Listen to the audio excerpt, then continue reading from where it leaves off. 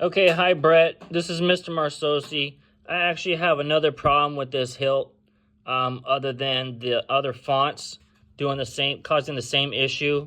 It happens on the dark sword, on darkness, on various fonts that it actually shuts off.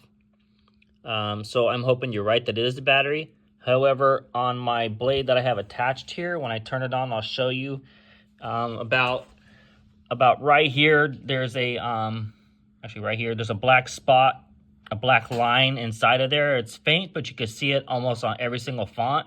So I think this blade is actually defective in there. So I'm gonna go ahead and turn it on. I'm gonna stop the video and then launch another video for you so you could understand what I'm talking about. But so as of now, the hilt is fully charged. It does hold a charge, and I'm guessing that it's actually not the battery. I'm banking that it's the corrupted sound fonts. I think that's what it is, because there's been a lot of people online. I actually was on YouTube searching some stuff, and I found another guy is having the same issue where it'll shut off, it'll come back on, it'll do some weird stuff. So I'm not the only one having this issue. So I'm gonna pause this and then I'll get back to you in a second.